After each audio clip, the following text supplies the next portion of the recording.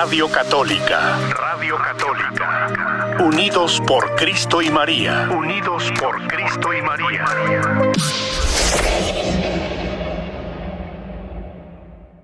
Buenos días, ¿cómo está? Bien, muy bien. ¿Y usted? Bien, gracias. Pues muy bienvenido nuevamente. Pensé, ¿sabe qué? Que no iba a venir ahora porque por lo ocupado que pudieran estar por la Navidad, pero qué bueno que podemos tenerlo hoy en este día y pues le damos la bienvenida. Gracias. Y sí lo pensé por la posibilidad de no estar con ustedes este día, porque sí está la iglesia que se está preparando, se está de no estar con ustedes este día, sí, pero al mismo tiempo dije yo, bueno, no, a compromiso también es compromiso, así es que por eso estamos aquí tomando cafecito, como habíamos dicho que los jueves vamos a tomar cafecito. Cafecito, comentando comentando y dándonos cuenta de las últimas noticias y cualquier otra cosa que surja y lo que traiga preparado, ¿verdad? Sí, este martes pasado en la liturgia de las horas les dije que este día les iba a compartir la homilía que di el domingo pasado, porque sí me gustaría que la escucháramos, que le pusiéramos atención y que reflexionáramos un poco con respecto a esa, a, a esa homilía pues, que di el domingo. Y para Sí. poner la homilía en contexto, les voy a leer el evangelio que se leyó ese día, ¿verdad? El evangelio del domingo fue el evangelio de San Lucas. Es un evangelio cortito y de ahí es donde vamos a sacar la reflexión de este día. Dice el evangelio de San Lucas: en aquellos días, María se encaminó presurosa a un pueblo de las montañas de Judea y entrando en la casa de Zacarías, saludó a Isabel. En cuanto ésta oyó el saludo de María, la criatura saltó en su seno. Entonces Isabel quedó llena del Espíritu Santo y levantando la voz exclamó: bendita tú entre las mujeres y bendito el fruto de tu vientre. ¿Quién soy yo para que la madre de mi Señor venga a verme? Apenas llegó tu saludo a mis oídos, el niño saltó de gozo en mi seno. Dichosa tú que has creído, porque se cumplirá cuanto te fue anunciado de parte del Señor. Ese fue el evangelio que escuchamos el domingo. Y la antífona del aleluya, ya ve que en la liturgia de las horas hacemos antífonas, y en este caso la antífona del aleluya fue: yo soy la esclava del Señor, cúmplase en mí lo que has dicho. Entonces, esas, entre la antífona y el evangelio, es donde se basa pues la homilía que di el domingo y que se las voy a compartir porque tengo el video y gracias al Ministerio de la Radio Unidos por Cristo y María, que siempre transmite en vivo esa misa. En esa misa di la homilía y ahí pues eso me permite a mí bajarla, extraer la homilía y guardar el video de la homilía. Así es que se los pongo para que podamos estar ahí. Buenos días a los que nos escuchan por medio de la radio y buenos días también a los que nos escuchan por medio de Facebook. Buenos días, Esperanza. Gracias por estar con nosotros esta mañana, ¿verdad? Bien, entonces voy a compartirles acá la pantalla para que podamos tenerla. Déjenme ponerla en orden acá. Vamos a ver dónde está. Acá la tengo.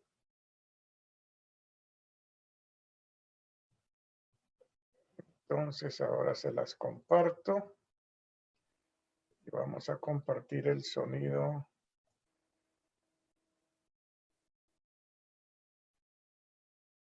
Ok. Bien, entonces esta es inmediatamente saliendo de la, terminando de proclamar el Evangelio y para comenzar a dar la homilía. Así es que por aquí se las pongo ya.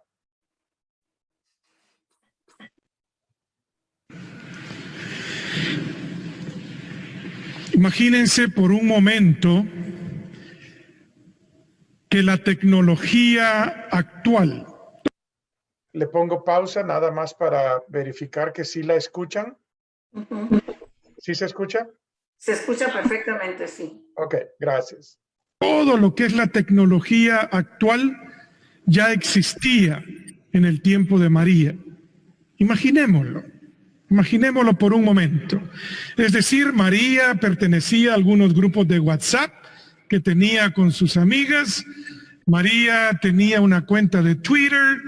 María tenía Facebook. María estaba presente en los medios sociales. Imaginémoslo. Entonces, ¿cuál sería la reacción normal de cualquier muchacha después de recibir una noticia como la que María había recibido, que ella iba a ser la madre del Mesías tan esperado? ¿Cuál hubiera sido la reacción? Inmediatamente después de que el ángel Gabriel se va, esta muchacha hubiera entrado a los medios sociales y empezar a poner los mensajes. Oigan, ¿qué les cuento? Voy a ser la mamá de Dios, voy a ser la mamá de Jesús, voy a ser la mamá del Mesías, de Dios que quiere estar con nosotros. ¿Creen ustedes de que esa hubiera sido la reacción de María? No, como que no cuadra con María, ¿verdad? Como que María hubiera, aunque tuviera la tecnología a su disponibilidad, yo creo que María hubiera hecho lo mismo que hizo, sin ninguna diferencia. ¿Qué es lo que ella hizo? Lo primero que hizo fue decirle al ángel Gabriel: yo soy la esclava del Señor, hágase en mí según tu palabra. Ahí me hace pensar a mí que la Virgen tenía una buena relación con Dios. Es decir, que la Virgen hacía oración, que ella tomaba tiempo todos los días para hacer oración y tenía esa relación con Dios. Aparte de eso, creo yo que María también se tomó tiempo a lo largo de su vida para formarse en la fe judaica, en la fe de los judíos. Ella era judía, recordemos que María no fue cristiana, María fue judía, ¿verdad? Y entonces ella conocía la historia de los judíos, ella conocía a los profetas, ella sabía, cuando el ángel comienza a hablarle, ella ya conocía de las profecías que habían hecho todos los profetas en el Antiguo Testamento, que eran las escrituras que ella tenía a la mano en ese tiempo. Entonces, María tenía una relación con Dios, tenía oración. Aparte de eso, formó su fe y conocía la fe, la ley de Moisés, conocía la fe de los judíos y conocía el ansiado y tan esperado Mesías. Entonces, ¿qué es lo primero que hace María después de tan grande noticia? Lo primero que hace, dice el Evangelio, es salir apresuradamente, salió presurosa a buscar a Isabel. ¿Por qué? Isabel ya era una mujer de edad avanzada, que estaba embarazada en su 6º mes. No debe de haber sido fácil como mujer de edad avanzada estar embarazada. Y María lo primero que hace es ir a servir. A ella le nace ser servidora y a eso sale, a servir, aún a riesgo propio de ella. Ella deja a un lado el riesgo que ella pueda correr y sale apresuradamente a las montañas para ir a visitar a su prima Isabel y poderle servir, estar ahí con ella sirviéndole. Nosotros, por este último año, hemos estado hablando de tomar 2 horas a la semana para hacer oración. Fíjese, a ejemplo de María, que tenía la oración bien penetrada en su vida. Nosotros les hemos estado pidiendo todo este año que tomen 2 horas a la semana para hacer oración. Hay muchas personas que oran 2 horas al día, no digamos a la semana, al día. Pero aquellos que no han comenzado todavía en su relación con Dios de una manera de oración, pues por eso les decimos, tome 2 horas a la semana para orar. María salió a servir. Son las otras 2 horas que hemos estado insistiendo. Tome 2 horas a la semana para servir. A ejemplo de María, tome 2 horas. Y hoy, en realidad, a mí el Evangelio y María me han inspirado a hacerles otro reto. ¿Se acuerdan que en los últimos años les he estado haciendo retos? Y ahora los voy a retar, les pongo ese reto frente a ustedes de que tomen 2 horas a la semana para formar su fe, para formarse.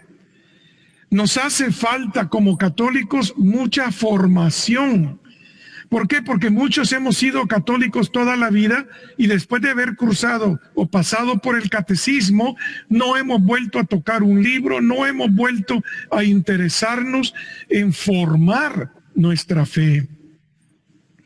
Les voy a compartir un poco una experiencia personal. Allá por el año 1988, creo que ninguno de ustedes había nacido todavía para esa época. Pero allá por el año 1988 comenzamos a recibir en nuestra casa a los testigos de Jehová. Ellos habían estado insistiendo ya por 1 año que querían estudiar la Biblia con nosotros. Entonces, por fin, después de 1 año de ellos estar insistiendo, los aceptamos en casa y llegaban todos los sábados a estudiar la Biblia con nosotros. Pero eso sí, yo desde el principio les dije, vamos a estudiar, pero con mi Biblia católica. ¿Por qué? Porque yo soy católico. No voy a misa más que miércoles de ceniza y la Virgen de Guadalupe, pero yo soy católico, ¿verdad? Soy católico. Y así pasó 1 año. Pasó 1 año que ellos venían todos los sábados a la casa. Al final del año le digo a mi esposa, aquí lo que está pasando es que nos vamos a cambiar de religión, nos vamos a ser testigos de Jehová y nunca hemos dedicado tiempo para aprender y vivir y experimentar verdaderamente nuestra fe católica. Fíjese, tanto mi esposa como yo nacimos en familias católicas, crecimos en familias católicas, nos educamos en colegios católicos, en escuelas católicas. Yo incluso fui a la universidad católica. Es decir, el catolicismo estaba en nuestras familias, pero no le habíamos dado el tiempo para formarnos. Entonces empezamos a asistir a la iglesia todos los domingos. Nos involucramos como lectores, como ministros de comunión, como ujieres. En todo lo que la iglesia podíamos ayudar, ahí estábamos nosotros. Y dijimos, vamos a darle 1 año. 1 año. Y si después de 1 año decidimos cambiarnos a los testigos de Jehová, pues nos vamos a cambiar. Pero va a ser una decisión informada y formada. Al terminar el año, no hubo ni siquiera que tomar ninguna decisión. No había manera que nosotros íbamos a dejar el ejemplo de María, el ejemplo de su humildad, el ejemplo de su oración, el ejemplo de su servicio. No había manera que nosotros íbamos a dejar el ejemplo de tanto santo que dio su vida por el Evangelio. No había manera que nosotros íbamos a dejar a Jesucristo, que continuaba diciéndonos, ven, sígueme, ven, acompáñame. No íbamos a dejar las gracias recibidas en la Eucaristía. No íbamos a dejar eso nosotros. Ya habíamos redescubierto lo que verdaderamente nosotros sentíamos, esa pasión por Jesucristo. Pero hay que formar nuestra fe. Tome 2 horas a la semana para educar su fe, para formarse.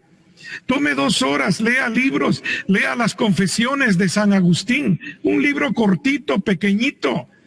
Las confesiones se llama, o mi confesión, algo así, de San Agustín. Lea el libro El pobre de Nazaret, del padre Ignacio Larrañaga, la historia de Jesucristo. Lea el libro El hermano de Asís, de San Francisco de Asís, también del padre Ignacio Larrañaga. Busque libros, lea el catecismo, lea la Biblia, empiece a formar su fe, así como María también formaba su fe y conocía de su historia, de la historia de los judíos, de la historia de Moisés, y conocía de toda la historia, de la realidad que ella vivía como mujer en esa época. Fíjese cómo es de increíble el Espíritu Santo, que una vez María llega a donde Isabel, imagínese por un momento ese encuentro entre estas 2 mujeres. Se me hace a mí que María llegó diciendo: Chabelita, Chabelita, ya llegué. El Evangelio no dice, pero yo me lo imagino que algo así ha de haber dicho. Isabel le contesta: ¿quién soy yo para que la madre de mi Señor haya venido hasta mí? Desde que escuché tu voz, me llené del Espíritu Santo, y el niño saltó de alegría, se llenó de gozo. Únicamente Isabel podía saber que era la madre de Dios por inspiración del Espíritu Santo. No hay otra manera que Isabel podría haber descubierto que María era la madre de Dios.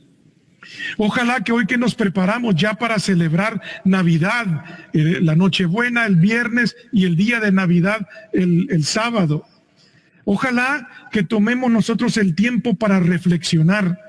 ¿Estoy yo listo para, igual que el ejemplo de María, a decirle sí al Señor? ¿Estoy yo, al ejemplo de María, dispuesto a decir sí, voy a tomar tiempo semanalmente para hacer oración? ¿Estoy yo dispuesto, al ejemplo de María, a decir sí, voy a tomar 2 horas a la semana para servir? ¿Estoy yo, al ejemplo de María, dispuesto a decir sí, voy a tomar 2 horas a la semana para formar mi fe y poder entender hacia dónde quiere Jesús llevarme? Recordemos que Dios nos creó a imagen y semejanza suya. ¿Para qué? Para ser felices y para ser santos. La iglesia es una fábrica ¿de qué? De santos. Y todos y cada uno de nosotros somos esos santos en fabricación. Ojalá que tomemos este tiempo para meditar, para reflexionar y encontrarnos con Jesucristo el día de la Navidad y decirle: Señor, qué bueno que quisiste estar con nosotros.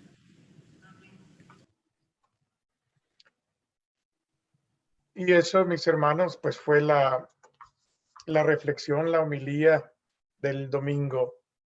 ¿Alguna reacción? Sí, estaba pensando, usted fue a una escuela católica, se educó en una escuela católica y aún así dudaba en seguir en la iglesia o abrazar la doctrina de los testigos de Jehová. No es tanto que dudara, sino que yo no practicaba mi fe. Ese era el problema. Yo no practicaba la fe y debido a eso es de que, aunque yo siempre decía soy católico, pero al igual que muchos, ya ve usted cómo las iglesias se llenan el miércoles de ceniza y el día de la Virgen de Guadalupe. Pues así era yo también, ¿verdad? Era guadalupano cenicero, les digo yo. Entonces, pero sí, no, iba a misa de vez en cuando, pero el problema principal era ese, que yo no practicaba mi fe y que yo no le daba tiempo a formarme. Y María tuvo que haber formado su fe. Por eso es que me inspiró a mí ese domingo, me sentí inspirado a que hemos hablado de 2 horas para servir, 2 horas para orar, 2 horas para dar. Pues ahora le estoy agregando 2 horas para formar mi fe, porque nos falta mucha formación.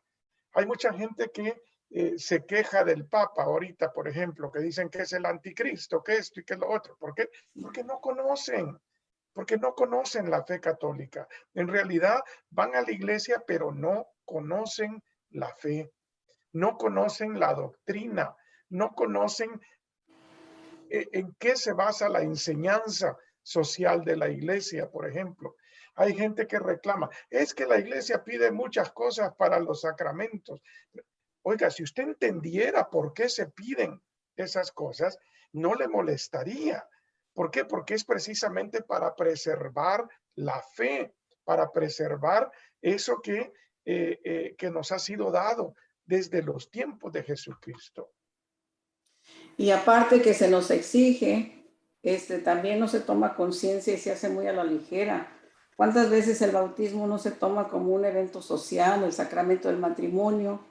Entonces, ¿de qué manera podríamos formarnos mejor? Porque también a mí, en mi caso, yo viví un retiro de cursillo y me decían mis compañeras cuando seguí sirviendo en el movimiento, esa Biblia que traes no es católica. Yo no conocía ni siquiera cuál era una Biblia católica, tenía todos los sacramentos, iba cada domingo a misa y los días que son de obligación, o sea, que son días de asistir a la misa. Sin embargo, no tenía esa formación y también estuve tocada, no a irme con los testigos, pero sí con los adventistas del séptimo día, y mi Biblia que tenía era de los adventistas del séptimo día. Yo les preguntaba que por qué no, era una Biblia, nadie me sabía dar una respuesta, hasta que poco a poco pues empecé a través de apóstoles de la palabra, que son personas que transmiten, trabajan en pura apologética, todos los libros están enfocados en eso. Pues sí, sé que ahí no hay otra iglesia que jamás, a hoy puedo decir, que jamás dejaría mi fe católica, porque estoy convencida que es la única iglesia fundada por Jesús y que tengo los sacramentos. Es una iglesia donde yo puedo vivir la plenitud. No puedo dejar yo los sacramentos porque no los voy a encontrar en ninguna parte, porque solamente los sacerdotes pueden, a través de sus manos consagradas, traer a mí el pan, que es Jesús mismo en la Eucaristía. Y entonces digo, algo nos está fallando, porque las personas se recargan mucho en la iglesia, pero también los papás tienen mucha responsabilidad, y cuando mandan sus niños al catecismo, descargan esa responsabilidad con los catequistas cuando ellos mismos son los principales educadores para transmitir la fe, ¿no cree, diácono? Hay mucha, fíjese que cuando los padres de familia llevan a sus hijos al catecismo y dice, ahí que los eduquen.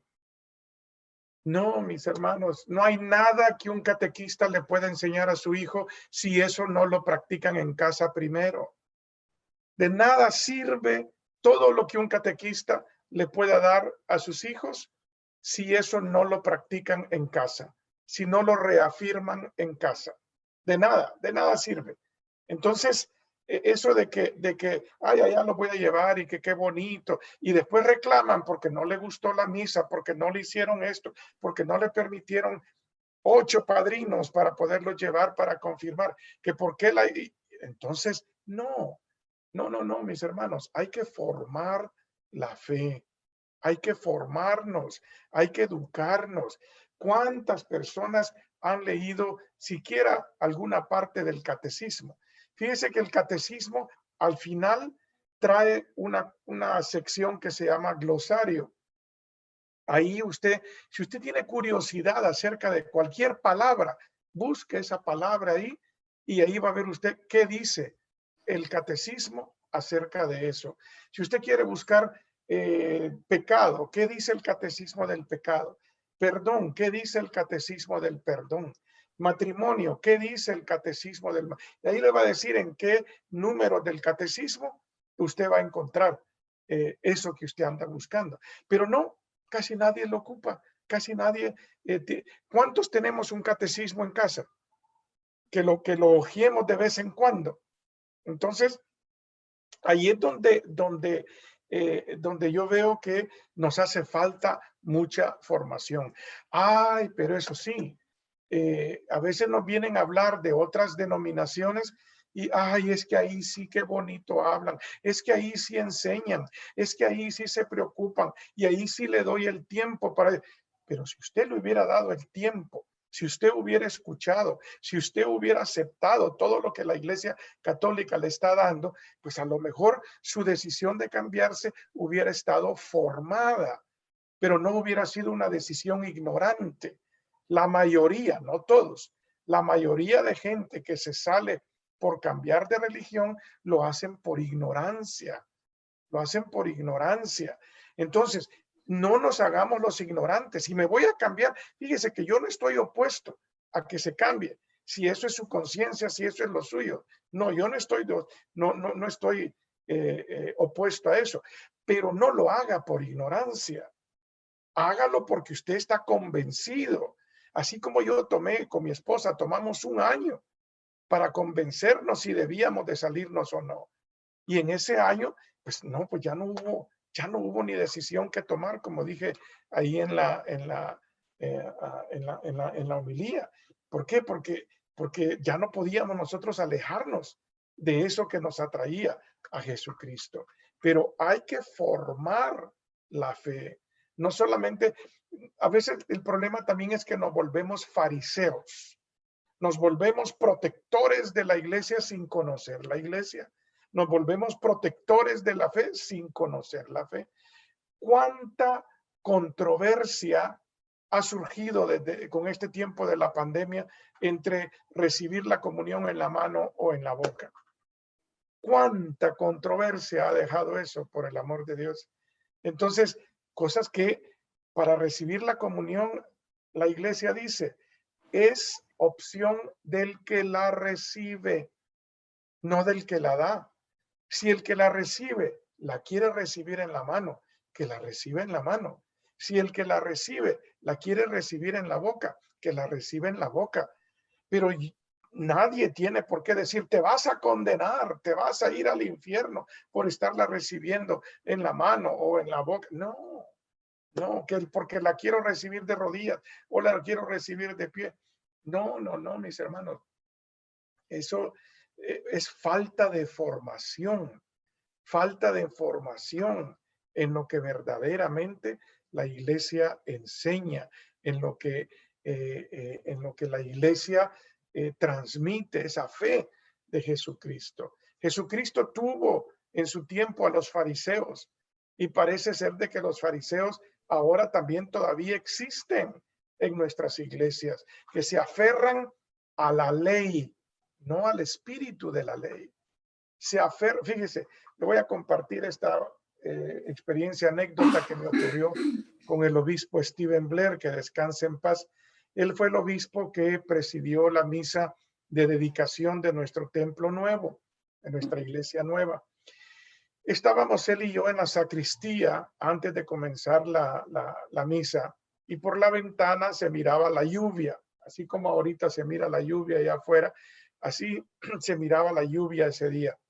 Y la gente haciendo fila para entrar a la iglesia. Y entonces me dice el señor obispo, José, ¿por qué está la gente afuera? ¿Por qué no está dentro? Y le dije yo, señor obispo, porque escogimos la forma 1 para la entrada de este templo y no contábamos con la lluvia. Me dice, pero la gente debería de estar adentro, se están mojando. Le dije yo, sí, señor obispo, tiene usted razón, pero mírele las caras. ¿Usted mira alguna cara que esté descontenta por estar allá afuera ahorita? Y todos los rostros se miraban llenos de felicidad, de alegría, de gozo. Y entonces me dice el obispo, tienes razón, mes, todos están contentos, está bien, mes. Pero recuerda una cosa, me dijo, y ahí donde voy, al punto que les quiero, digamos, el punto cúlmine de esa anécdota. Me dijo el obispo, recuerda, la liturgia no se le debe imponer a la gente está primero. Entonces, no hay que hacernos fariseos de la liturgia, no hay que hacernos fariseos de las enseñanzas de la iglesia, no hay que hacernos fariseos de cómo atraer a la gente a la iglesia. Jesús nunca llegaba diciendo, es que la ley dice esto y esto y esto. No, Jesús llegaba y decía, tu fe te ha salvado.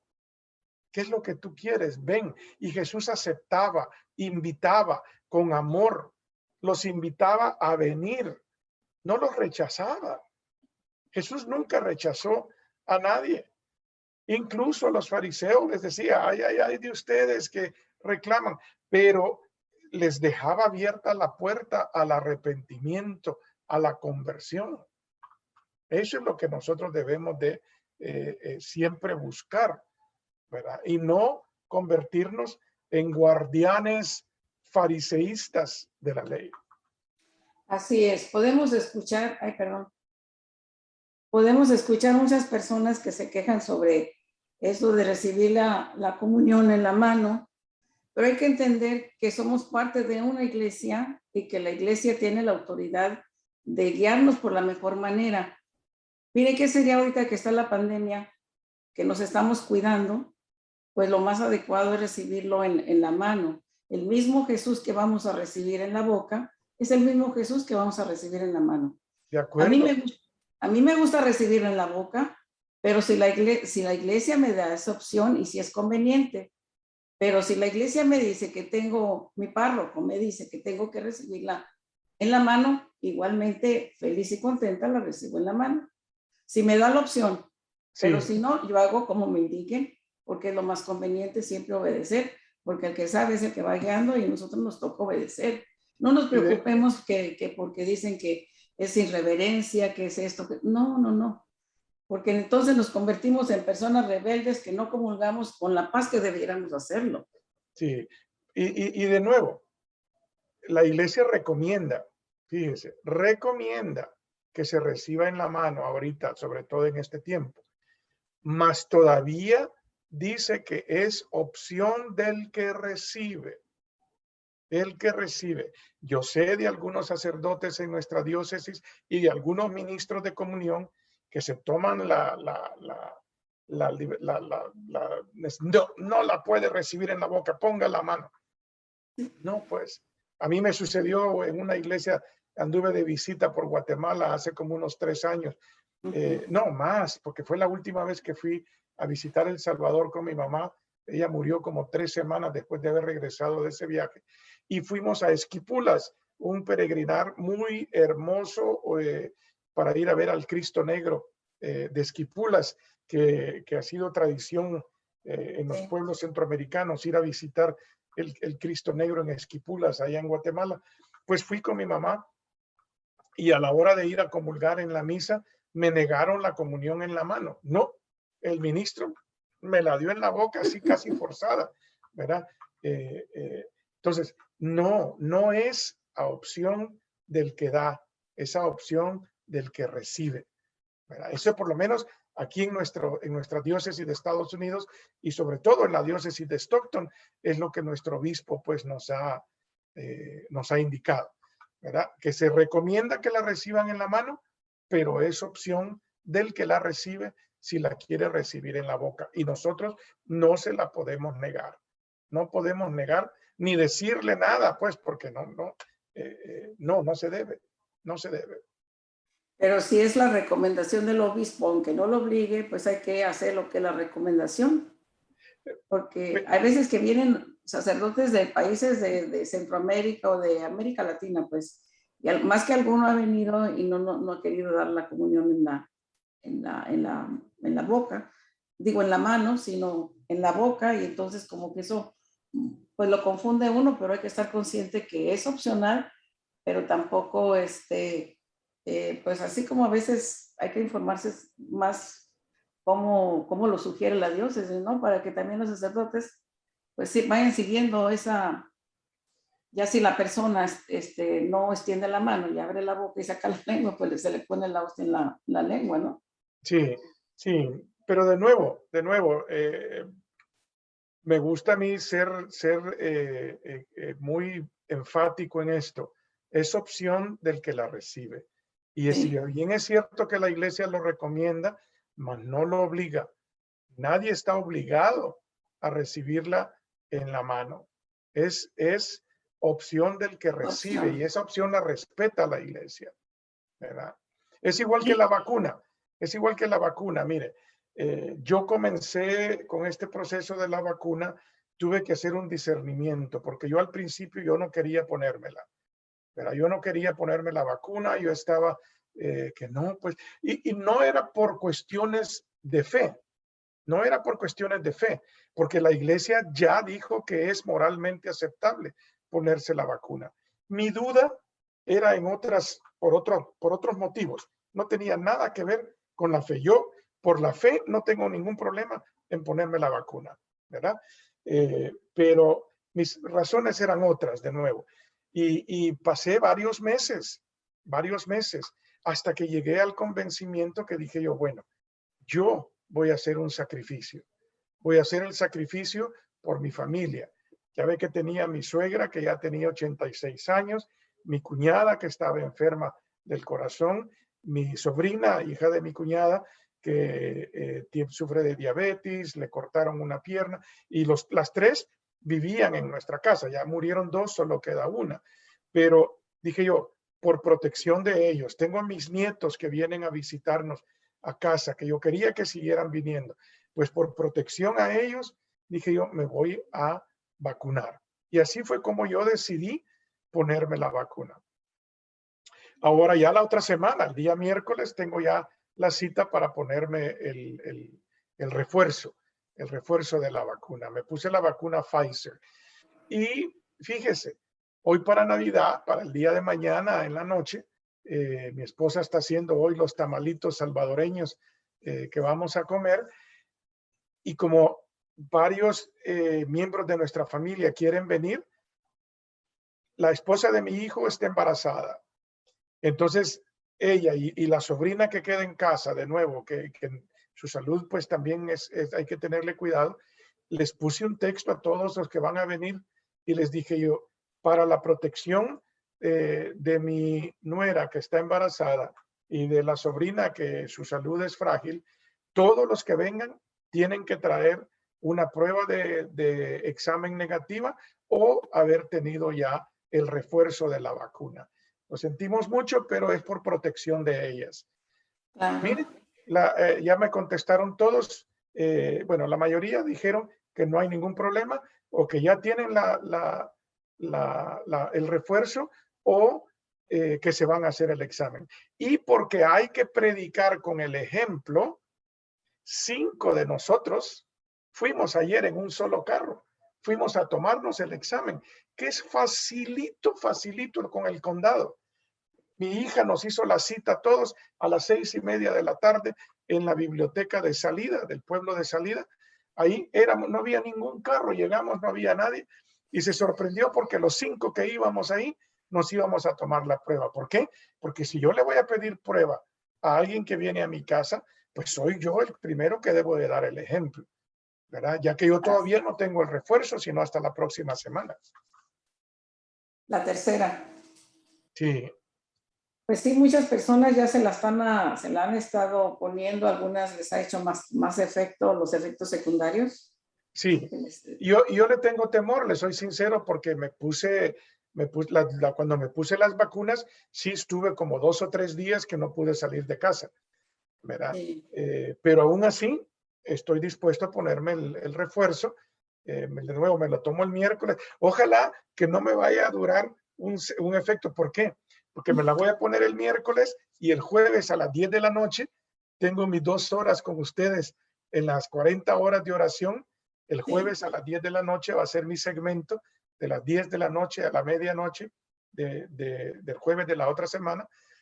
Ojalá pues de que no me dé efectos secundarios para poder estar con ustedes, pues. Ojalá que no, porque hay dos personas que me llamaron y dice que les bastante fiebre, como si viera, y a mí me hizo esa reacción la segunda, como si me fuera a dar otra vez el COVID, dolor de cabeza, mucha fiebre, dolor de cuerpo, cansancio y todo. No, nomás fue un día. Ojalá que también no se le alarguen los efectos. Ojalá, y ahí veo que hay unos amigos en Facebook que nos están escuchando que dicen que ya se pusieron el refuerzo, ¿verdad? Qué bueno. Y qué bueno, pues, qué bueno que ya lo tienen. Y de nuevo, fíjense, a mí no me gusta tener que hacer esto para una reunión de Navidad y tener que pedirle a mis hermanos. Tengo una hermana que va a venir con su esposo, tengo un sobrino que va a venir también, tengo mi cuñado que va a venir. Somos en total como 11 o 12 personas las que vamos a estar reunidas, pero pues hay que hacerlo porque es por protección, sobre todo hoy con esa variante del coronavirus, pues que es más fácil contagiarse. Y es que fíjese, hay mucha información equivocada también. ¿Por qué? Porque no nos formamos. De nuevo, mucha gente se opone a la vacuna, pero no ha leído los documentos de la iglesia, por qué la iglesia la aprueba. Hay veces que me hablan a mí, diácono, yo necesito que la iglesia me dé una carta diciendo que por cuestiones de fe yo no me puedo poner la vacuna. Digo, yo no puedo darle esa carta. ¿Por qué? Porque los obispos y el papa han dicho que no hay ningún problema moral en ponerse la vacuna. Entonces, yo no puedo decirle que la iglesia se opone a que se ponga la vacuna. No puedo. Entonces, me ha tocado negar esas peticiones que me hacen de dar esa carta, pues. Entonces,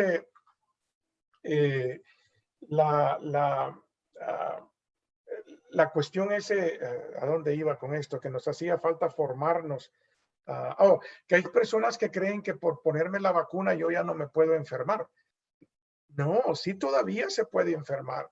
Yo conozco una persona que ya tiene las 2 vacunas y se enfermó pues del coronavirus, pero él mismo dice, gracias a Dios que me había puesto la vacuna y aunque estuve enfermo, no tuve que ir al hospital, ¿verdad? Entonces, ahí es donde la cuestión también es del que, aunque yo tenga la vacuna, todavía tengo que protegerme con máscaras y todo. ¿Por qué? Porque yo la puedo tener y transmitirla. No es que la vacuna me ponga un escudo y diga yo ya no me puedo infectar. Claro que sí me puedo infectar. Y pueda que yo no tenga síntomas, pero pueda que yo sea transmisor de la enfermedad.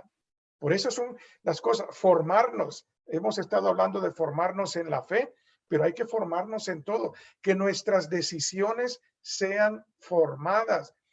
Igual dice la iglesia cuando vienen los tiempos de elecciones, que por qué candidato voy a votar, que por qué partido voy a votar. Oiga, no se vaya solo por su sentimiento nacionalista, por su sentimiento como que fuera un deporte, que ese es mi equipo favorito. No, estudie, haga un análisis de por qué y por quién usted va a votar. La iglesia nunca le va a decir por quién debe de votar, nunca. La iglesia nunca le va a decir por quién votar o por quién no votar. La iglesia le va a decir, forme su conciencia y vote con su conciencia. Por eso debemos de formarnos. La formación debe de estar siempre presente en cada uno de nosotros. Así es, y se nos fue el tiempo otra vez. Mire, pues se nos fue el tiempo, nada más déjenme, voy a hacer un pequeño saludo, pues Esperanza, Ramón, habían otros, pero no sé yo en Facebook cómo enseñar todos los comentarios que ponen. Aquí yo los pongo. Ya ve que yo sí, no... claro que sí. Blanca Cravera, muchísimas gracias por sus enseñanzas. Emenda Ochoa, hay mucha ignorancia en la fe católica. Qué bueno que usted nos da la enseñanza de formar la fe en casa. También Ramón Pérez, diácono, nosotros ya recibimos el refuerzo ayer. Esperanza, dice, ya tengo el booster. Esperanza también dice, diácono, a mí me fue peor que cuando el COVID. Y también Ramón Rosa Tafoya dice, no se preocupe hermano, confía en Dios, mi esposo y yo ya nos la pusimos y no tuvimos ninguna reacción. Reacción, al contrario, sentimos más energía. Bueno, qué bueno, bendito sea Dios. Esperanza dice, pero solo fueron 24 horas. Luis Ramírez, saludos, feliz Navidad para todos. Pues, feliz Navidad también para todos ustedes que nos ven. Sí, muchísimas gracias, hermanos, por estar siempre aquí con nosotros. El próximo jueves que voy a estar con ustedes bueno, el próximo jueves creo que ya van a estar a esta hora en las 40 horas de oración, por lo cual no vamos a tener este segmento, me parece, ¿cierto? Sí, creo que sí. Sí, el próximo jueves no vamos a tener este segmento, pero sí voy a estar a las 10 de la noche con el permiso de Dios y de la vacuna, que no me vaya ¿sabe lo que voy a hacer? Si la vacuna me da algún efecto mal, entonces en lugar de venir a la radio y estar en cabina y estar ahí con el Santísimo, a lo mejor me puedo unir por este medio. Mejor, sí. ¿Verdad? Pero si me siento bien, yo prefiero estar, porque si va a estar el Santísimo expuesto, quiero estar enfrente al Santísimo también compartiendo con ustedes ese día. Ojalá que podamos estar despiertos el próximo jueves a las 10 de la noche, que nos acompañen también en ese día. Y mis mejores deseos, hermanos, por una noche buena, llena de bendiciones. Y recuerden, la mejor Navidad es aquella Navidad en la que nosotros nos volvemos Navidad y recibimos a Jesús en nuestro corazón. No hacen falta las fiestas bulliciosas, no hacen falta las fiestas escandalosas. A Jesús, a María, se les recibe en el silencio del corazón, llenos de alegría, llenos de gozo y de felicidad. Muchas felicidades, muy feliz Navidad para todos y mi saludo de Año Nuevo anticipado también, que este Año Nuevo nos traiga muchísimas bendiciones y que podamos formarnos. Haga el propósito, mire, en lugar de perder peso, haga el propósito de formar su fe en este año que viene. ¿De acuerdo, mis hermanos? Muy Hasta bien. luego, muchas bendiciones. Que el Señor los bendiga. Gracias. Bendición. El Señor esté con ustedes. Y con tu espíritu. La bendición de Dios Todopoderoso, Padre, Hijo y Espíritu Santo, descienda sobre ustedes y permanezca para siempre. Amén. Que Dios los bendiga. Hasta luego, mis hermanos. Hasta luego. Hasta luego, Adriana, que nos está viendo también ahí por Facebook. Ahí vi aparecer su nombre ya un par de veces. Ah, qué bueno. Gracias a Dios. Hasta luego, diácono. Hasta luego. Amén. Radio Católica. Radio Católica. Unidos por Cristo y María. Unidos por Cristo y María.